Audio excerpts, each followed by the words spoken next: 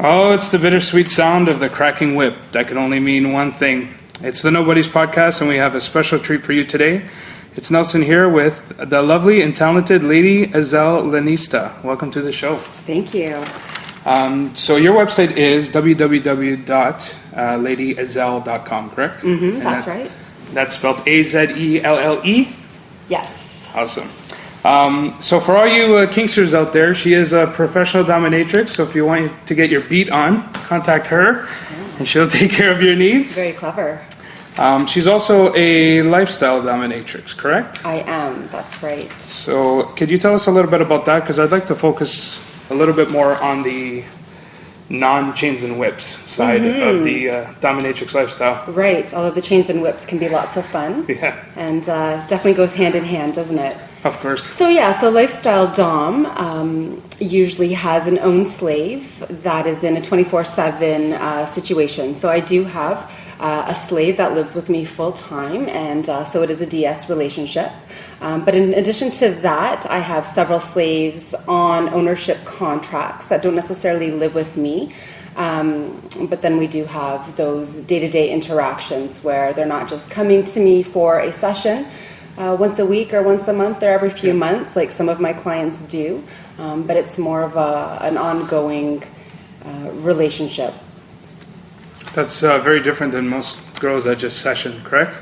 Right, sure. So sessioning can be lots of fun, and different people are looking for different things. But I know for a lot of the men that contact me, their lifelong fantasy is to be owned completely by a confident and beautiful dominant woman. So I do think that's something that makes me stand out a little bit apart from some of the other pro-doms out there, is that I do have an ownership program. Why are you laughing? Oh, because I'm just thinking some of them are a little overweight and ugly. Is that what you're That's not what I'm saying. There's tons of hot doms out there, and I'm sure you'd agree I fall into that category. Although there are some doms and a lot of back page ads where you think, what are they doing? What are they doing? But there's someone out there for everyone, right? Do you think that the ones that contact those, not to like insult them, but do you think that some of them are looking specifically for an uglier dom because they're into humiliation per se? To be honest, I'm actually quite thankful there are ugly doms out there, because if one of my slaves misbehaves, I have set up a session with a larger, uglier dom as punishment. Do they know that that's why if they're taking me for granted? Yes, of course. So if they're taking me for granted, there are lots of different ways to punish a slave other than with the whips and chains. Pretty creative. So, no, I have done that actually. I have paid tribute out of my own pocket for an ugly dom to punish a slave. Does the ugly dom know that that's the purpose, that the slave is going to see them? I haven't been that direct in telling her that. You're ugly, so I'm sending this dude to you. But yeah, so there are quite some long toenails out there. I've seen, So I don't know. Yeah, it's interesting. But I think there's someone out there for everyone, right? Yeah. Not everybody's looking for the same thing. And I don't necessarily think that physical appearance is a prerequisite for being a dom, right? Because it's a lot more about getting into a man's mind and the psychology behind the relationship. Yeah. But I'm sure having someone nice to look at and having, sexy pedicured toes to worship is definitely an asset. For sure. You've called yourself the Dom next door. Right. Yes. That's because you obviously human behind the Dom, and you have your own life and family and everything like that. Yeah, of course. The Dom next door. I'm looking for quality men to be in my stable. Okay. So I know that the Dom next door, that brand may not appeal to everybody. Right. Because some people are just looking to be a number. Okay. Just looking for a session, just looking for the kink and the play. Right. But ultimately, when you're talking about being a lifestyle Dom and talking about the ownership program, I'm looking for men with substance, quality people who I can be my genuine self with. Cool. So that's what I enjoy the Right. most, of course, right? To make a connection with your Of your clients. course, Yeah. because how much more can you explore the play side of Right. things when you have a genuine connection with somebody, Right. and when you have mutual respect and have that relationship together. Yeah. You said was something when we were speaking last that I think you're the first. People are going to think I have all this experience to speak with Doms now, but you said something that no one else has said, and that it's a romantic. There's romance behind it, right? Yeah. It's a romantic experience having a guy serve you. Absolutely. I think that DS relationships in general, you know, we talk a lot about the kinky side of it, but I do think that the passion and the romance and the depth of a DS relationship can be such a beautiful thing and such a romantic thing. We just finished Valentine's Day, and we talk about love, and we talk about commitment, and we talk about, a man serving his partner, his wife, or his girlfriend. Right. In a DS relationship, you can have that every day. Right. Right? And it is an exchange. We talk a lot about that DS is exchange. I mean, if you go to see a pro dom, you are paying a tribute for her time, because that's an exchange. You want to respect her time, and that is through a monetary tribute. Right. But then she's also giving you her energy and her time and a bit of herself as well. Oh, for sure. Yeah. So, also, like with a lifestyle dom, it's very common to have a branding ceremony or a collaring ceremony, which personally I haven't done yet with my 24/7 slave that I live with. But I think that having a collaring ceremony is a lot more romantic and passionate and intense than a wedding ceremony. Right. Would be when you own a slave and you collar him and you brand him. That's a lot more permanent than a wedding ring. It's a lot harder to divorce from It's a lot harder to divorce. Yeah, exactly. I mean, a divorce, is pretty easy in today's day and age. Right. But once you're collared and owned by a dominatrix, she has the right to sell you to somebody else. She could. It does happen. Wow. She can lend you out. She can leave you in her will to Really? yeah, this has happened. Are there yes. DS lawyers out there? I don't know if there are DS lawyers. That would be interesting, hey? Because I know, like, just someone, I've chatted with on FetLife. Yeah. His wife owned him, had collared him, had branded him. They were together for quite some time. She found out that she was terminally ill. So she left him in the care of her very good friend, who is also a dominatrix, and he now is owned by the dom that she left him to. Wow. So, yeah. Whole other world out there. Right? It's a whole other world. It's not about. It's not all about whips and chains. Right? No, absolutely. Like everybody, the common person thinks that you go see a dominatrix, you just get beaten, and then you go home. No, absolutely. Right? There's a lot of misconceptions out there. And to be honest, before I started doing this professionally or as lifestyle, when I was younger, I had those misconceptions as well. Right? You think of BDSM as being very dark, in a dingy, wet, cold basement. Even just the word dungeon. Right? Scary. It's scary. Yeah. Right? And scary can be fun. I mean... Yeah. It's kind of exciting. But I think there's more to it. Yeah, absolutely. Would you I can't even speak here. Would you call yourself sadistic? It's an interesting question. What is the... Can I get the dictionary definition? Well, we've been throwing out some terms here, like you're saying DS, so just so the people listening know, DS is dominant, submissive. Right. Yes. Okay. Yeah. And sadistic would mean you derive pleasure from giving pain to another person. Yeah, I like that a lot. so you are sadistic. That's a lot of fun, for sure. I like pushing limits. Okay. I'm naturally, I naturally excel at pushing limits, I've been told. And that is something that I really, really enjoy. Right. What's the purpose of life if you're not going to challenge yourself and push your limits, right? Sure. And what better opportunity to push someone's limits is when they're in subspace and they're surrendering to you. So that's something I enjoy. The thing is that different people are into different things. Yeah. Right? If somebody comes to me and they're looking for a more sensual session, they just want to rub my feet and rub my legs and kiss my feet and suck my toes. I'm not going to bend them over and cane them till they bleed. Right? That's not going to be fun for them. That's not going to be fun for me. I'll probably be far too relaxed to cane after a foot rub anyways. It's a lot of work, isn't it, beating someone's ass? No, I can only imagine. It's great. It balances out, right? You have to... Yeah. There's a lot of time I spend just sitting having my feet rubbed, so you have to balance it out with a little flogging and caning, right? So do you schedule your sessions that way, like relaxing and then... Yeah, I have a relaxing day and then a more energetic day.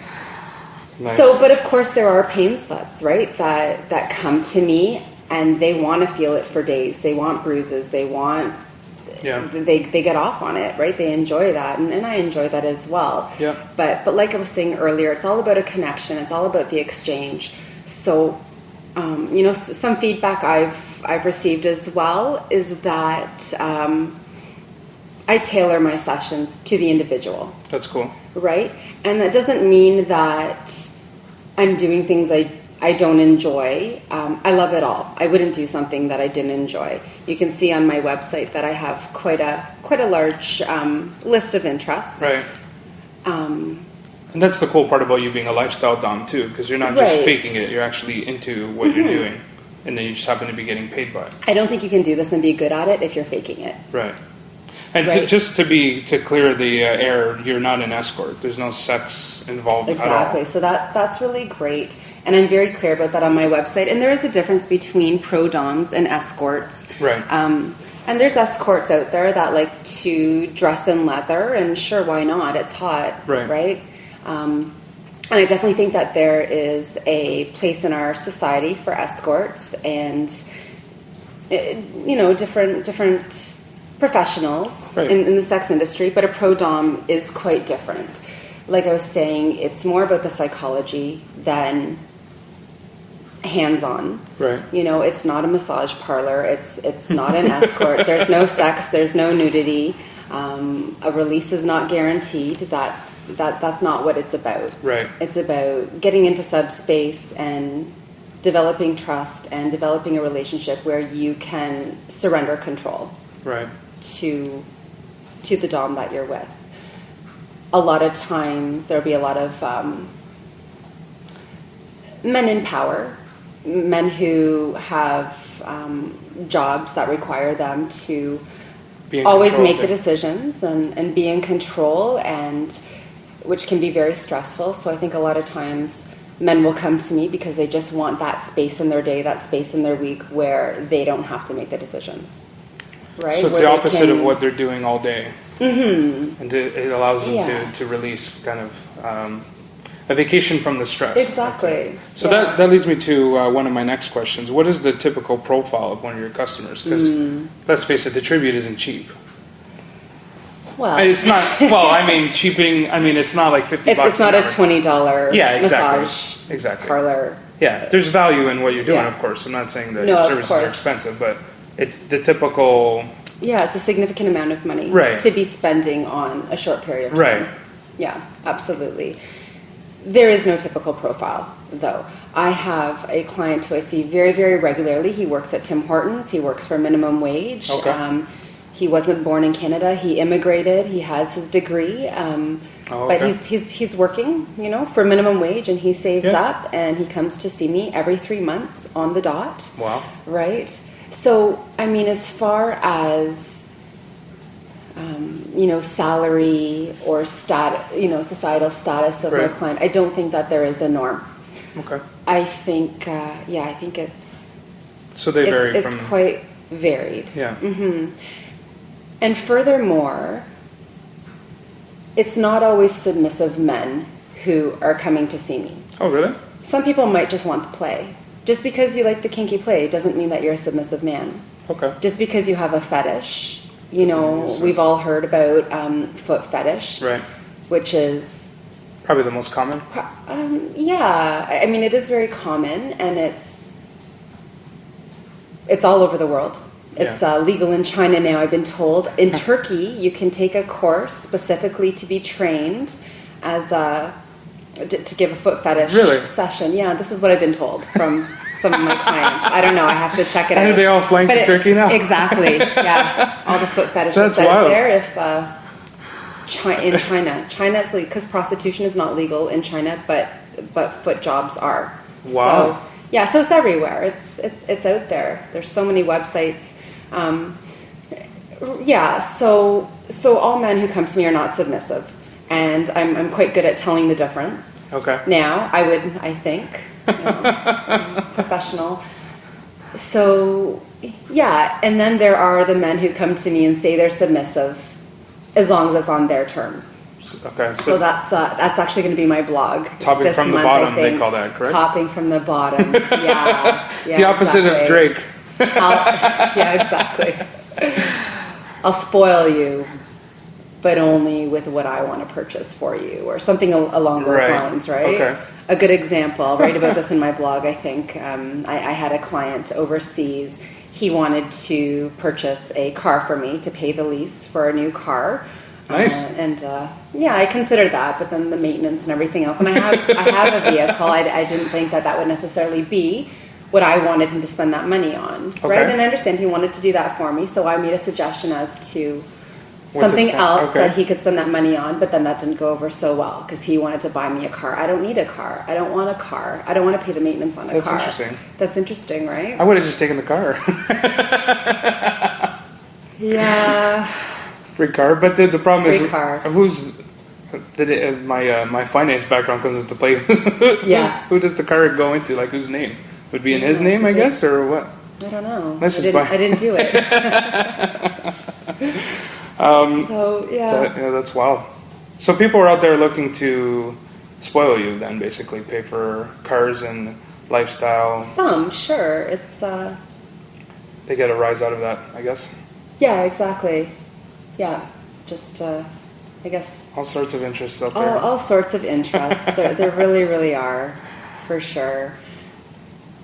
So it could be very lucrative to be a dominatrix then, because you get all the extra perks, not just the sessions, but no, absolutely. A couple of utility bills paid for, maybe, or something. Yeah, I mean, I don't want to brag, but I often say that I wish I discovered this like 10, 15 years ago. I might have a different house, and whoa. Right. But also, I'm glad that I'm doing it now.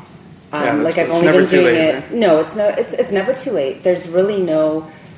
The more experience you have, and the more experience and I guess time that you're a dom, the better you become. Right? Like, so there's no. It's not like being a model or a porn star. Like there's really no age that. As a lifestyle dom, you must have been dabbling in this before. Right. You started to. Yeah. So I mean, professionally, I've been doing this for about a year. But as far as lifestyle goes, I've been doing it forever. Okay. Well, my adult life. So, which is not forever. Right. Don't want to age myself in the comments. What would you say would be your favorite type of session, if you have one? I don't have one. I mean, as far as the activity, I don't necessarily have a preference. Like I said, I enjoy everything that's on my interest list. What makes a good session is the dynamic, is the relationship, the connection between my client and myself. So I always know that I have a good connection with someone because during the whole session, I'm like, oh my goodness, I'm feeling like I don't have enough time to do everything that I want to do with them. Oh, okay. Whereas I know a session that might not be going so well, I'm looking at the clock and thinking, oh my goodness, what am I going to do to fill the rest of the time? Right. And, and that's just about connection, right? And I'm going to connect differently with clients than another dom would with the same person. It's just about personality, right? I mean, that's the way it goes in life. But what do I enjoy? I enjoy flogging, I enjoy whipping, I enjoy caning. Oh, I don't know. I love it all. I love the foot worship. I don't know if any of the listeners out there have heard of urethral sounds. I really enjoy those. That sounds very intense. It is intense, and I've actually introduced a lot of people to sounds because a lot of people don't know what they are. So it's just a metal rod that you insert into the urethra of the penis with lots of lubrication, of course. And you don't start at the largest. One would hope. One would hope. Lots of lubrication is definitely always on the supply list. Yes. And and then so you're just inserting the rod, so it can be a very intense experience. Is that very painful, or is it, I think it's pain more with pleasure? From what I've been told, right, exactly, pain and pleasure, right? What I've been told is just more of a stretching feeling. Well, you want to try? No.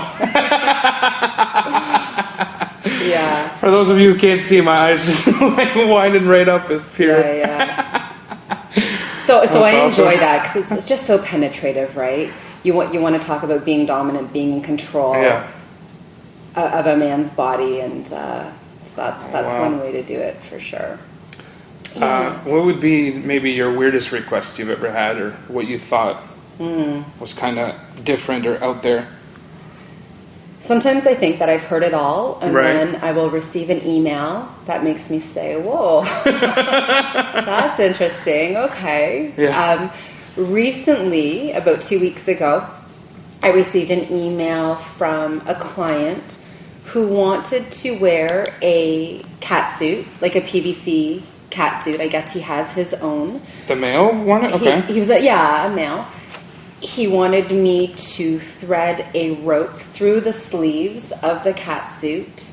Okay. Get him up on a stool, suspend him with the rope through the cat suit, and then remove the stool so that he would be hanging from the ropes through his arms and his back, which the pressure of hanging would very slowly cause tightness around his balls and cock. Wow. So that was kind of what he was looking for. I don't have the facilities to do that, so I told him, we can explore some other fun CBT activities, but I don't have the facilities for that right now. I've had a request from men who want to be my carpet and want to be vacuumed with and I've used a broom. I've swept. I'm not laughing because I'm judging. Human floors, but I've never actually vacuumed with a beater bar. Ironing board. I've had a request for men to be an ironing board. I think you'd have to use a low temperature. Oh, okay. And so he just wanted to be an ironing board, and I'd use a pad. I guess I wouldn't do it on bare skin. Like safety is always top of the line. That suspension idea with the balls getting tighter, I would think that there's a lot of risk as far as something going wrong there. What would go wrong? The balls getting too tight and ripping off. I don't know. I mean, that sounds pretty. It's interesting. Sounds like the level of error is very risky. Well, safety is always number one. I'm trained with CPR. I'm trained with first aid, and safety is something that is a CPR for the balls. I'm not quite sure if that was in the St. John's ambulance. Of course, I see that in the manual either. No, there's not a lot in the manual. There are injuries that a Band-Aid can't fix, I'm sure. But safety is always important, of course. So the ironing board, okay. But when you think about requests, whether they're mainstream or completely off the chart, right? There's always the same underlying motivation, right? Right. Which is loss of control. Right. That's why. And the ironing men come to me to lose control. Okay. In my opinion, right. Everyone might not see it that way, but it's the surrender. And the ironing board or would be, I guess, objectification, they call it, right? Objectification. So that would be losing all control because you're just an object. An object, exactly. Exactly. And also a bit of sensation, right? The heat could be a bit of pain. He wanted me to iron my undergarments, my delicates.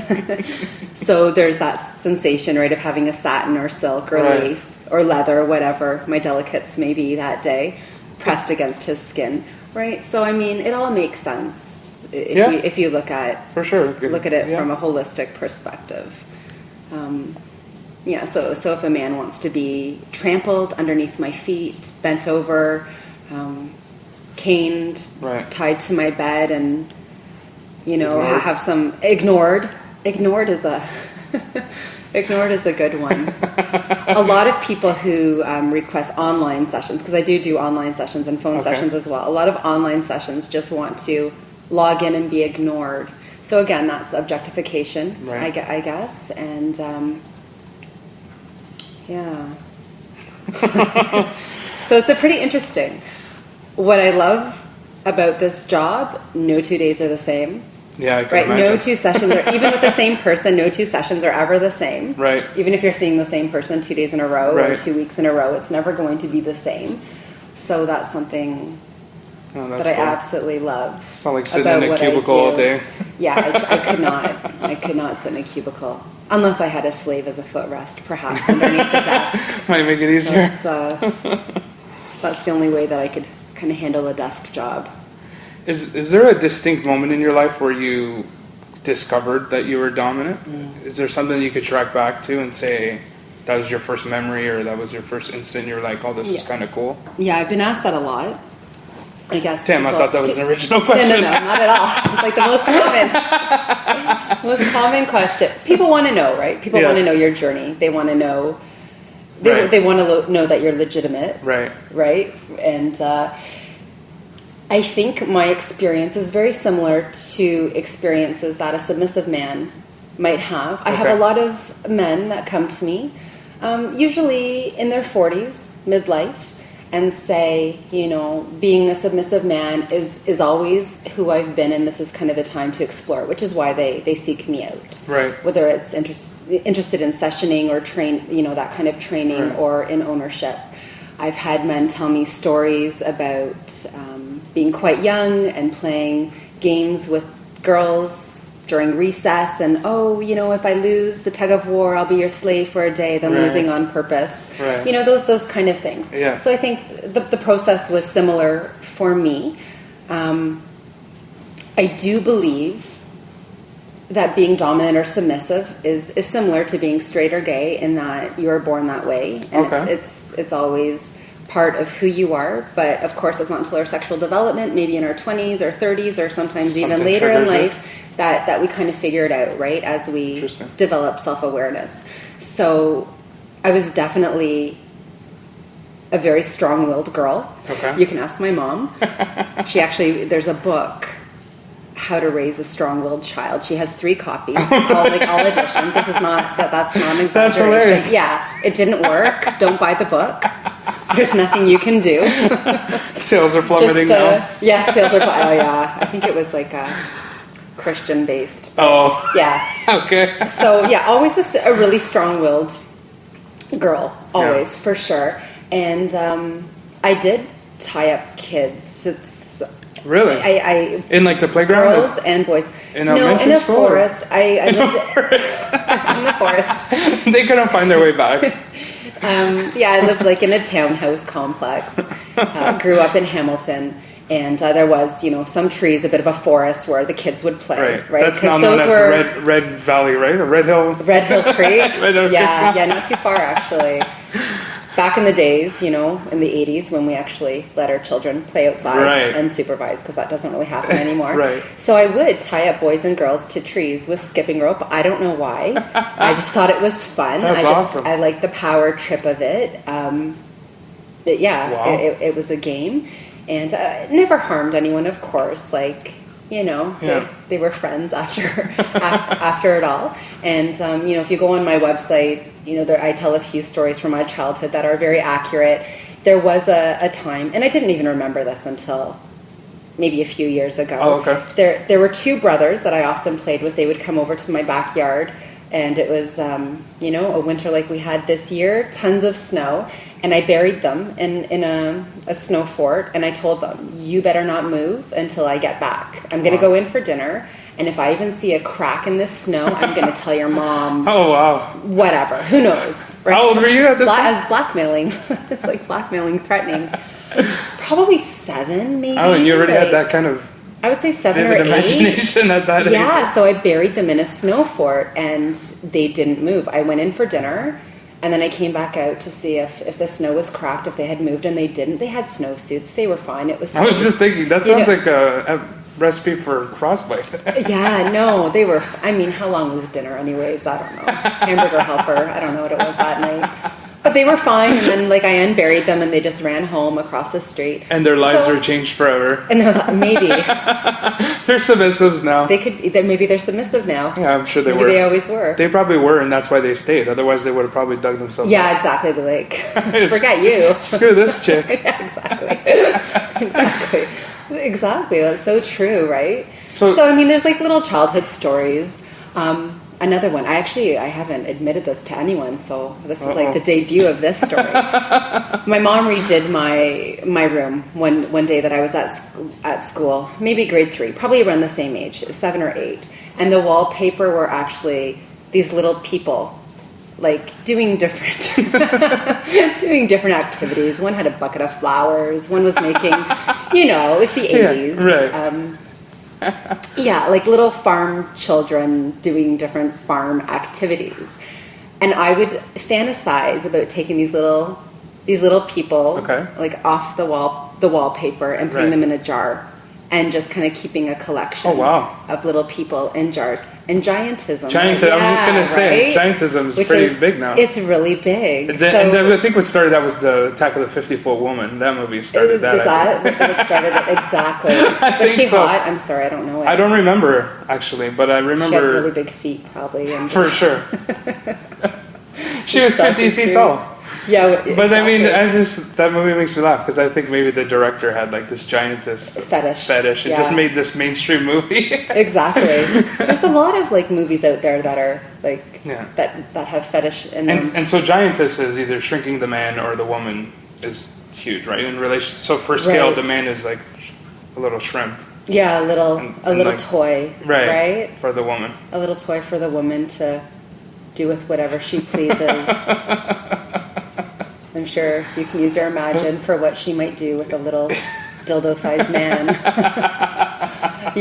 So it's always kind of been, right? Like it's always been fun for me. It's always been like I've always been a really strong-willed So you would keep girl. In your fantasies. You would keep these men in these jars and do anything with them, or just? Oh, there was things not necessarily sexual. Okay, you know what I mean? Like even the boy in the snow fort. I was a bit too young to have a sexual connection to that, right? So at what point did you make the sexual connection? Mm-hmm.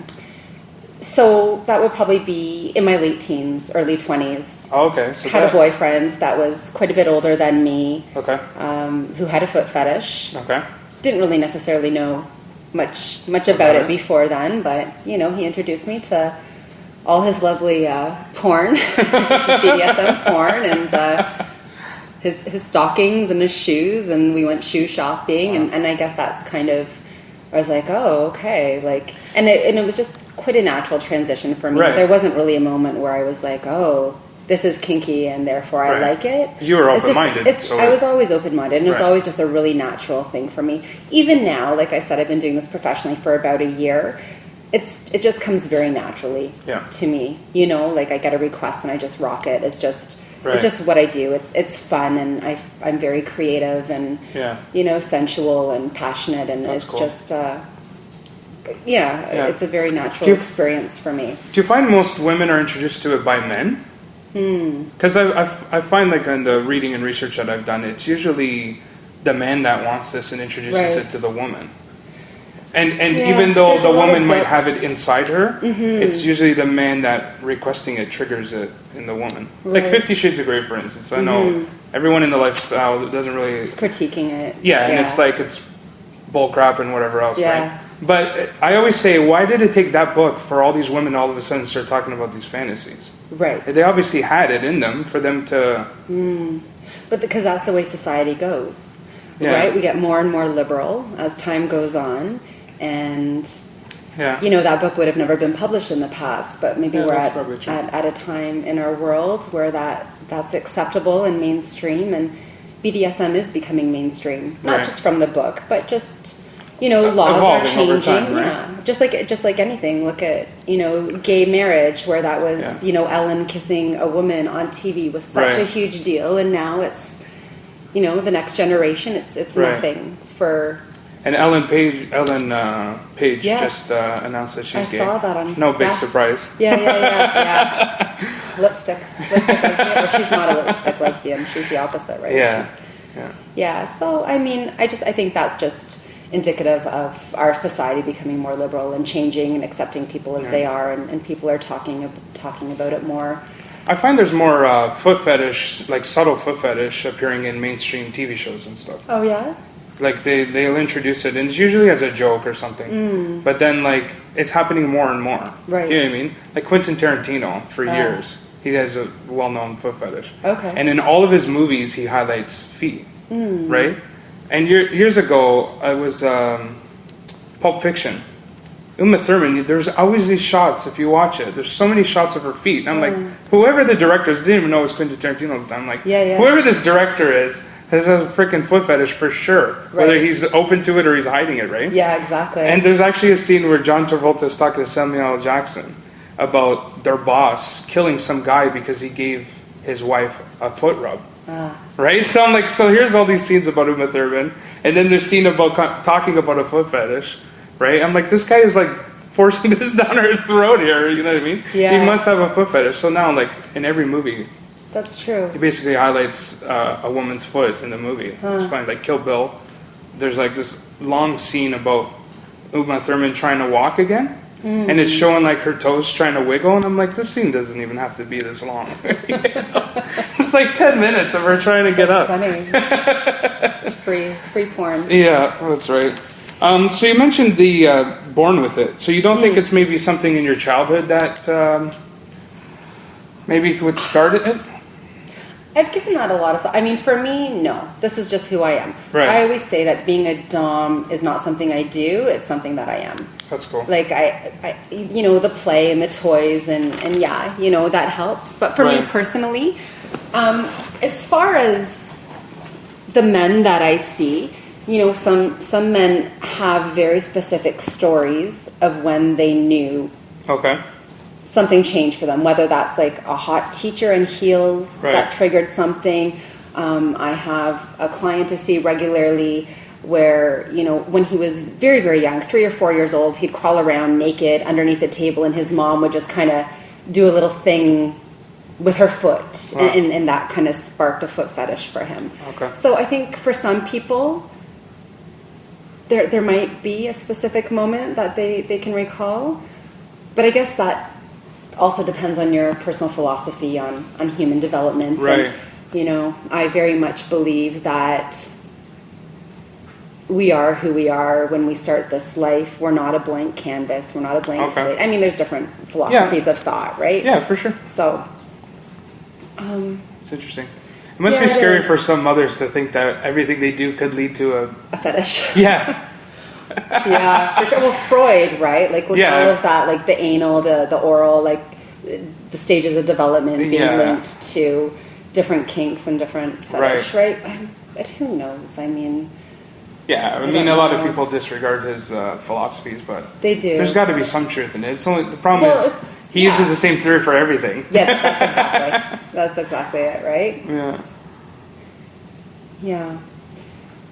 Okay, this one's a little personal, so you don't have to answer it if you don't feel comfortable. Okay, sure. Actually, there's two kind of. We're gonna dig in deeper here. First one's, do family and friends know, and if so, are they supportive? That's not too personal. Yeah, the next one's more. My mom does not know. Okay. I'm sure she's not listening to this. No, I'm probably Hi, not. Mom. My mom doesn't know. There's no reason for her to know. It would just cause her more stress than anything. And I do have coworkers from my previous job. I worked in social work They're probably jealous. For many years. Yeah. Well, I don't know. Have you had coworkers contacting you? Because I'm out of there. Right? Yeah, that's what I mean. Yeah, I mean, being self-employed is ideal. The way to go. It's not easy. Yeah. But yeah, so I do have some. I hate the word vanilla. I hate categorizing things as vanilla or non-vanilla. But I do have some. Is that your next question? Okay, good. So I'm jumping ahead. So I do have some vanilla friends who I'm very close to and have known my whole life, which do know. They must be open-minded. Exactly. To be my friend, Jay. To be my good friend, you kind of have to be open-minded anyways, Yeah, right? cool. But I mean, as far as family goes, no, I don't think any of my family know. Although my partner's family know. Oh, Yeah. did they know that he's submissive to you then? I think they probably put two and two together. I don't know that he necessarily spelled it out, but they do know what I do I see. professionally. Like they've been to my website and they're they're very like open-minded and interesting. And we make jokes. You know, his brother's a big hunter fisher and talks about rope. I'm like, oh, I know a lot about rope tying too, or you know, just like stupid jokes over Thanksgiving dinner. Yeah. Well, it's funny the jokes that are made because just today I was at a coffee shop and the guy we had been there a couple of times. He has 2 locations, and the guy behind the counter, who's the owner, was like, "Where's your boss today?" And he was referring to my girlfriend, right? Yeah. So in everyday life, people make that joke, you know. They do. Oh, pussy whipped. Yeah, pussy whipped. Like how many times as a negative thing? I don't know why that's such a negative. Negative. But it's true that term has been around forever, as long as I can remember. Yeah, it's true. So in everyday life, you hear little hints and things of the woman being in charge and stuff. Right, so which is the way it really should be anyways. It's I mean, life is a lot smoother. I'm kind of disappointed that 50 Shades of Grey was a man being dominant, because it's like that's like everyday thing anyways, you know what I mean? Mm-hmm. It's too traditional. It's too bad that was the one that broke the mainstream. Should have been a woman beating the crap out of the man. It would have been better. Yeah.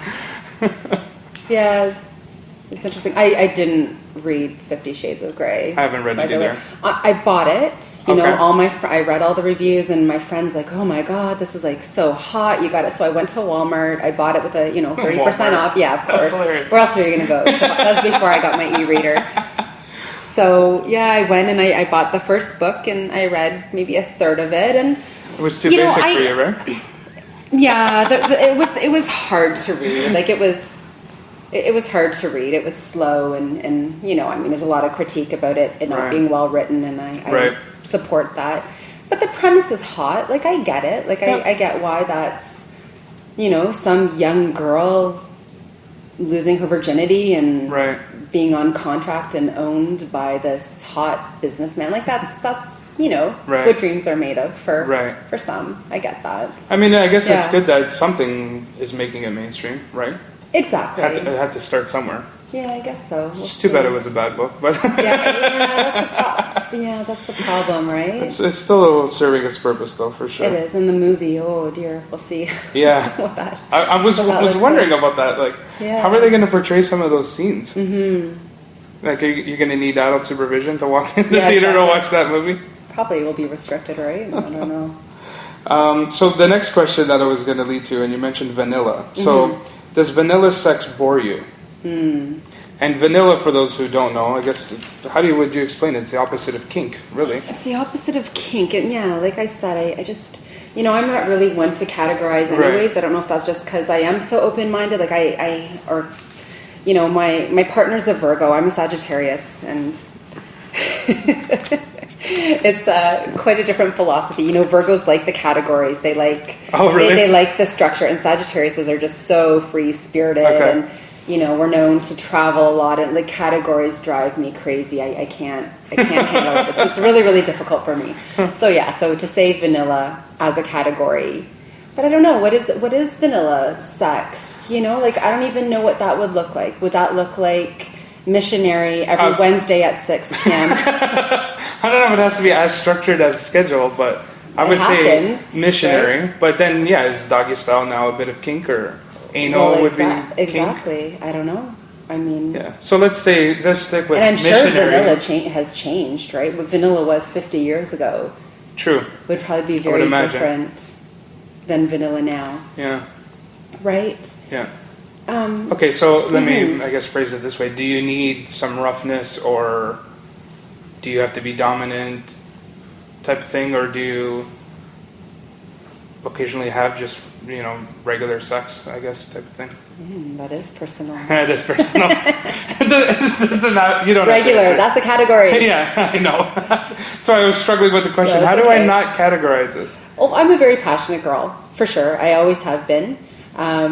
So I enjoy it all, right? And And the kind of play that you're going to engage in a personal relationship is going to be quite different than what you're going to engage in a professional situation. Right. Right? So there obviously are always boundaries when I'm having a session and I'm having play with as a pro dom with my clients. Like we said, there's no nudity. There's, there's no penetration. There's no penetration. Yeah. Well, I'm never penetrated. They might be penetrated. We already talked about that. We talked about the sounds. We talked about the strap-on. But we didn't really talk about the strap-on. No, we didn't talk about the strap-on. But there's lots of ways to penetrate. That's all we need to say, right? Yeah. So it's really apples and oranges. Like what I do professionally is it's going to be quite different because right. I was referring to in your life behind the professional. Right. Like you personally do you have to have? And again, you don't have to answer this, but does it have to be rougher for you to enjoy it? Do I need to be rougher? Yeah, or anything. I wouldn't say need. Okay. I think I need a variety. Okay. I think that I'm a girl that gets bored very easily. Cool. Which is probably why I'm doing this, right? We already talked, like I would die in a cubicle, right? Because I would just go crazy. Yeah. So I mean, could I have missionary sex every Wednesday night? Absolutely not. Not without plucking my eyes Thursday, out. Yeah. 1 week. Wednesday and Thursday and Friday. So I do enjoy, BDSM play, but I mean, in any relationship, you have to have a quickie from time to time. Right. You know what I mean? There has to be a variety of exchange for sure. So let's talk about that cubicle. You were a social worker before, you said. Was that job driving you nuts? Is that why you wasn't. left? I wasn't in a cubicle though. Okay. I was working in a program where I saw, lots of different clients. Okay. And honestly, I don't necessarily view what I'm doing as that different than what I was doing as a social worker. Wow. Therapy. Lots of therapy then. It's therapy. It's we talked about developing relationships, developing rapport with clients. Okay. Being lots of sensitive skills. And there are. It's a book in the making, I tell you. Yeah. Everything I learned about being a dom, I learned in social work. Will it sell? It probably would. Yeah. The government would probably go a little nuts, but yeah, but it really is, right? Like I have to have good instincts. I have to be able to connect with my clients. I have to be able to read nonverbal body language, right? It's about communication. It's about connecting on a personal level, right? And it's helping people work on their goals. Right. A lot of times with my ownership program, when I go through the contract, I'll talk to my slave and see if there's any changes he wants to make. I have someone working out 4 times a week because that's on their list of goals, for the new year. Someone wants to stop smoking. I mean, you are playing a supportive role. So there's a lot of life coaching associated with There is a lot of life coaching. Yeah, right. So I do. Business model coming. A new business model, exactly. Yes, good idea. And that's what I loved about social work, and honestly, that's what I love about being a pro dom. It's about the people I meet. The play is fun. You can play with anybody. Right. You can throw on a strap on, and you can go to a fetish event, or you can play with anybody. Right. But it's not the same without the connection. Yeah. For me, it's not. Cool. And sometimes I'll just see a client one time, and they just come, and there's not necessarily conversation, there's not necessarily a connection, and that's fine, right? Because I'm also providing a service, right? As a pro dom. But that's what I love the most about it, for sure, is being able to get into someone's head and just really having that exchange. Yeah. That's what's hot for me. Yeah. Right? Do you have advice for people looking to get more kink in their life, men or women? I actually wrote an article about that exact topic. I don't remember where it was published, actually. I'll have to... I'm just trying to remember where that was. Actually, I do have... I used it for my blog as well. I have a blog that you can access from my website, and also... LadyAzelle.com. That's right. And my blogs are also published on Scene Magazine. So, oh, really? Yeah. SC E-N-E, Scene. Cool. SceneMagazine.com, I believe. Very cool. Scene Mag? Should have been better prepared with that. Oh, it's okay. I'm sure they can Google it. yeah, Google Scene Magazine. We'll my probably blogs throw a link up through the site. Right, so I mean, and you asked me earlier, we didn't really talk or expand on that, but do I think that it's usually men that want some more kink in their life and introducing it to women? I don't really know. Okay. I've read a lot of books written from that perspective. Right? Like how to sell BDSM to your wife or your girlfriend or your partner. Right. And honestly, it's a pretty easy sell. From my perspective, because you're open-minded. I know. And you've always been into that. Like, yeah. I mean, I'm going to put myself out there on blast, but I like to explore that side of things. So for me, that would be an easy sell too. But I'm open-minded. I always have been. So I guess that's hard to understand. If you approach a closed-minded person with that concept, it might be a little tough. I mean, foot rubs, having a man do what you ask him to do. It's amazing to me because every woman wants to be cherished and adored and served. And isn't it crazy that you think that, and then when people approach their significant other with that, they get creeped out. Like the significant other thinks because that of you're the stigma. a creep.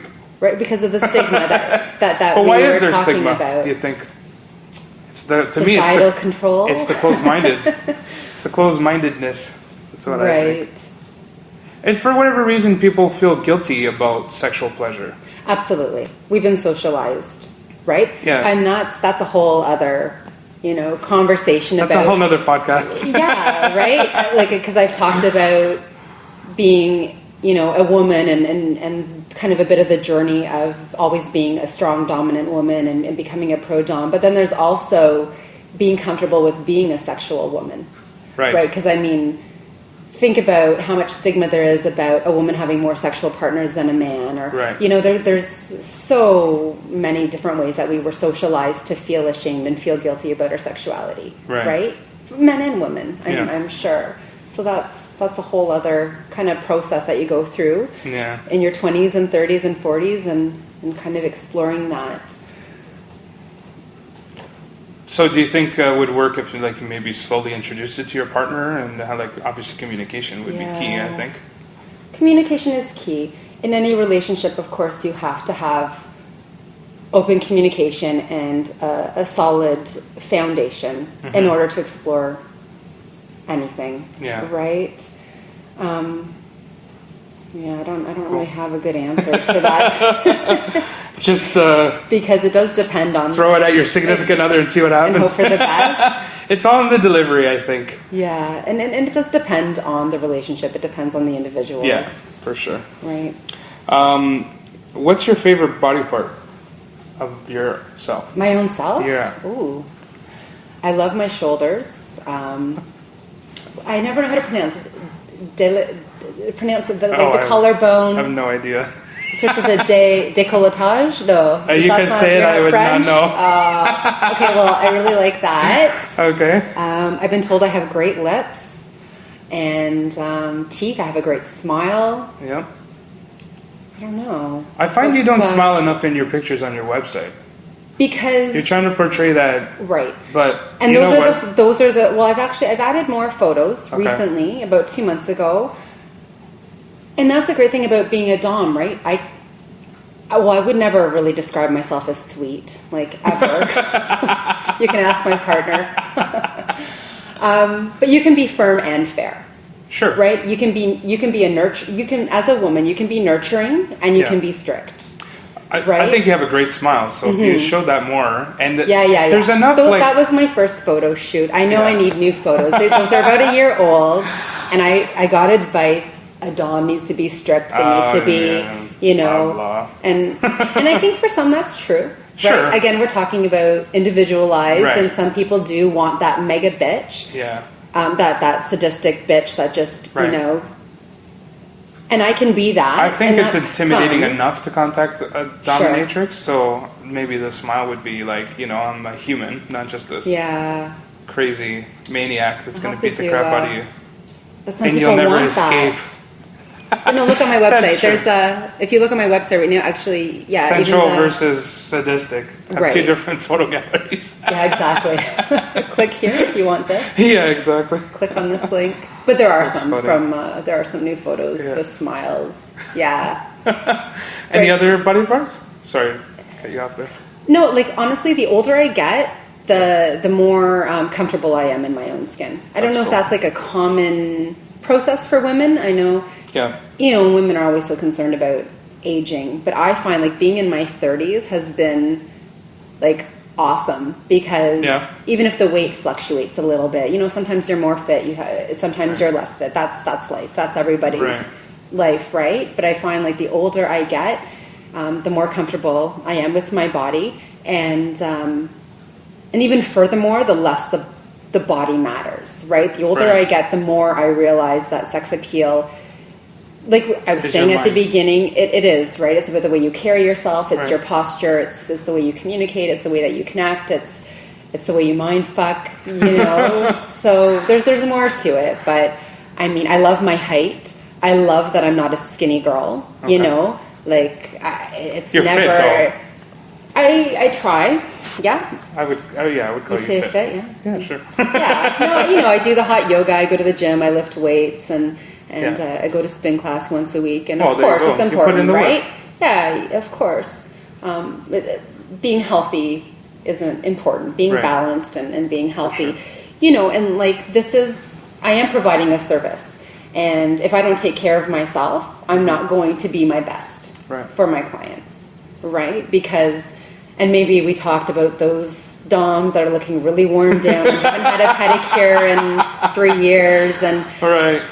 you do get that sense that they're not taking care of themselves, Right. and that's not going to be as attractive as No. a woman who gets good rest and eats healthy and has and confidence. has balance and Yep. and wellness is important. You're not going to be able to give all of yourself to You won't be able to cane as hard too if you're not as exactly. strong. Yeah, if you don't have that the tricep pull down is very good for caning and wrestling too, right? A lot of people Yeah. love that. Is that a growing trend? Do you find? I do get requests for one-sided wrestling Right. and scissoring, which Okay. is a workout in itself. I would imagine. Yeah, again, right? The loss of control, just wanting to be Yeah. pinned and taken over Right. physically. And that's like a big misconception, right? Like all sessions are not sexual. Right.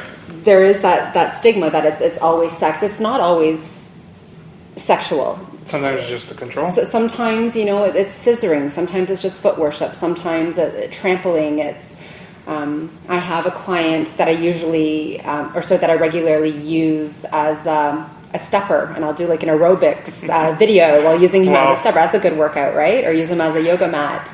He's not naked. I'm never naked. Like it's Yeah. not always. But he must be About getting that. sexual. I'll just call it aroused. He must Right. be getting aroused from that experience. So in a way, it has to be sexual. Mm-hmm. Right. I've had conversations with people before. The relationship you have with your dom is going to be very unique. It's not going to be a relationship that you can have with any other person in your life, right? It's sexual, but it's not about sex. Right. It's intimate, but there's no intimacy. Right. Right? Yeah, there's a difference there's between those disclosure. It's personal, but it's professional. Right. There's boundaries, but at Right. the same time, you might be Facebook friends, right? Like Right. depending on the relationship, right? So when you have that connection, and like when someone is on my ownership program and I spend regular time with them, and maybe they've been on contract for 6 months or a year or longer, it's a relationship that you can't compare to anything else, Right. right? So Well, there's a bond there too, right? for sure, Yeah. there has to be trust. There has to be communication. Yeah, because it can be a very intimate, emotionally, psychologically, and physically. Right. Sure. So on the flip side of for your body parts, what do you find sexy in a man? And that could be mentally Following or physically. directions. A good order taker. A good order taker.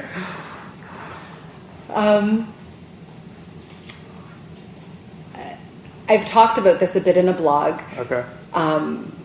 I do have female subs that I see and enjoy a woman's body, and might identify myself as is there not necessarily bisexual, maybe not bi-curious, but just bi-flexible. Is bi-flexible? Sure, let's make it bi-flexible. I know on FetLife there's so many options, like hetero, flexible, hetero. So for those who don't know FetLife, hetero, it's a sorta social network for, it's the Facebook of kink, basically. It is. It's a Facebook of kink. FetLife, yes. Yeah. So what was create the an account and friend me. Hetero, what was the... Hetero flexible, there's hetero... Maybe. Almost. Right? There's so many categories. Depends on the day. And then we already know I hate categories. Yeah, right. But the point I'm making is I'm much more physically attracted to men. Like, I love the way a man smells. I love masculine men. Okay. Right? And there's this idea that submissive men are weak and not masculine. Macho. But I don't find that's true at all. And then I have, like I said, written blogs about that, and that's, a lot. I've had that conversation a lot of times. So I do love a masculine man. I'm not looking for little weak wimps. I like a man with a backbone, and that's the beauty, right, of being a submissive man. Yeah, the alpha sub. That's a whole other. Everyone wants to be the alpha sub. I don't necessarily believe in an alpha sub. No, I don't. Don't tell my alpha sub that. But I don't believe in the alpha sub. But at least the macho, like manly. Right. Yeah, because you can have a backbone and you can. Yeah. Whatever. It takes you can guts be a to give man. up control. Right? It does. There's a lot of vulnerability. You were saying it can be very difficult to contact a dom. It takes a lot of vulnerability to get to the point of having a session. Right. You have to, you've probably been looking at the website. I've been looking at your website for months now, and I'm finally contacting you. Right. It takes courage and it takes guts. Do you find that happens often, that people maybe they get all energized up, and then when it comes to reality, they maybe cancel out of fear of being unknown or putting themselves in a vulnerable spot? Like the fantasy is better than reality, or they're afraid that the reality won't be as good as the fantasy? I think that the reality is always going to be better than the fantasy. I mean, there's only so many, so much stimulation you can get. I know men are visual, and there's a lot of visual out there, but that's going to be very different than serving a dom in real life, right?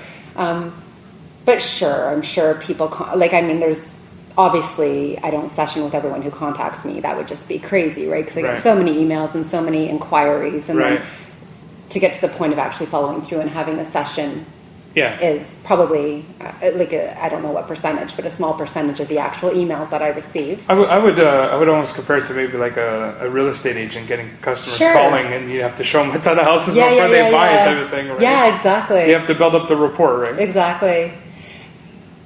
Being a pro dom is not just about session. Yeah. Right. I mean, it's a business. Yeah. Right? Exactly. I'm an entrepreneur. I'm a businesswoman. You have to market yourself. And that's something that a lot of them don't do well. So I've noticed you have the newsletter, which I've never even really seen that from. Yeah, I know there's a few doms that do. I guess Lady Beatrix, and there's a few doms that do. But you're right. It's a business like any other. You have to build your clientele like any other business. Sure.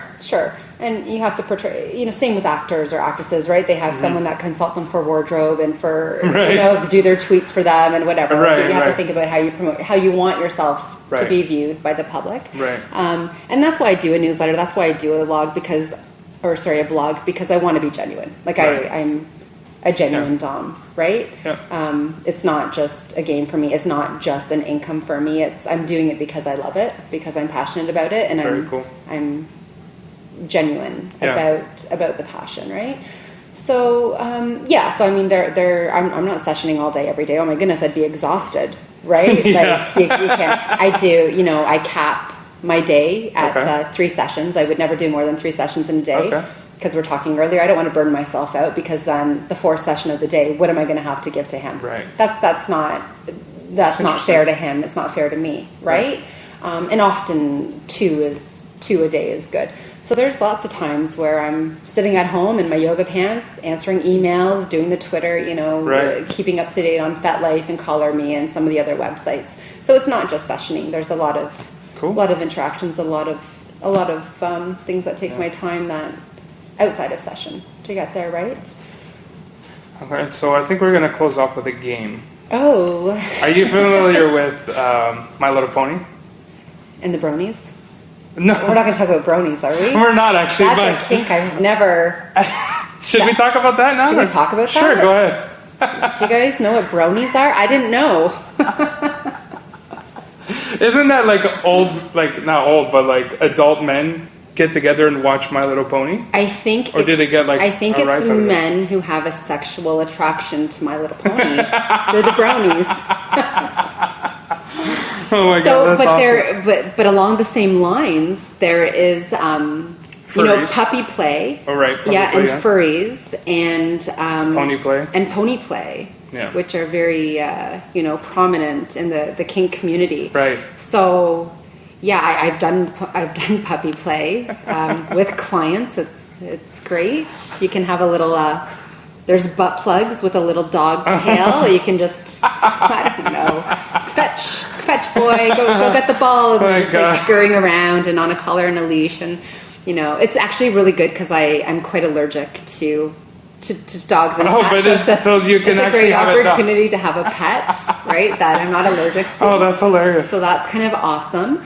So it's funny people who think like other people's fetishes are perverted, like or that they have a mental problem because it's not the same fetish as yours or kink as yours, right? So it's like, example, you have a foot fetish, but somebody who gets a rise out of pony play, they're like, oh, that guy's twisted. Because he likes pony play, right? Yeah, it's true. Why is your fetish not as perverted as the next guy's? Yeah, that's true. That's just judgment, and it's all harmless, right? Sure, as long as you're not hurting anyone, right? Exactly.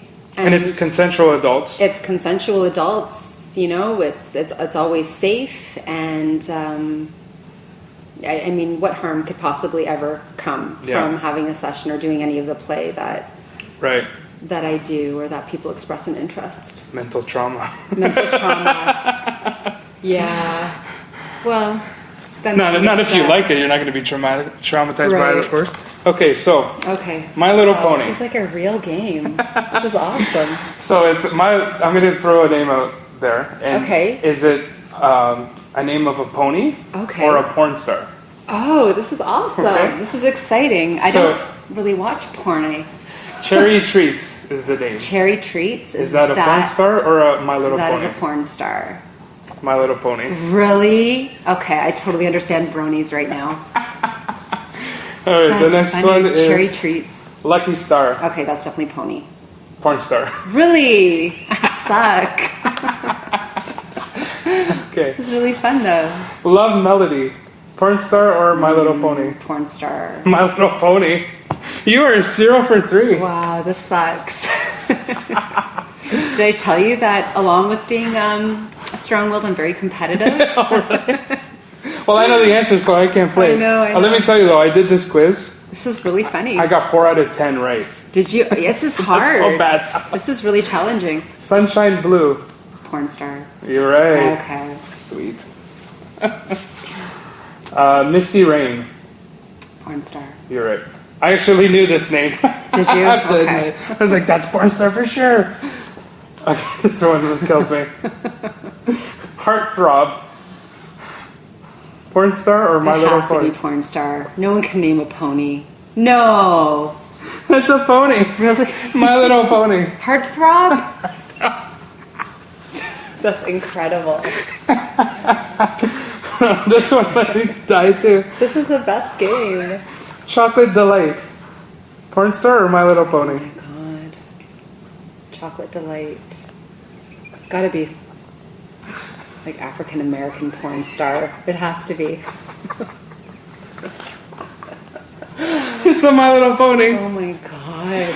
So dirty. Oh, isn't it good? So I totally get the brownies. The brownies now, right? That makes sense. That's so dirty. Okay, more. I know this is My Little Pony. Sweetie Pie. Yeah.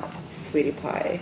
No way! It's a porn star, people. Really? That is crazy. So I got 2. 2 out of, how many did we get here? Oh 10? my goodness. That's funny. 5, 6, 7, 8. I'm playing that at my daughter's next birthday party. Oh my god, that's hilarious. Well, thank you so much for being on the show. Yeah, it was great to get a real life perspective behind the chains and whips. Yes. All right, so thanks for listening. We'll catch you guys next week. We'll be back with a regular show. Neil and Nelson coming at you soon. Take care.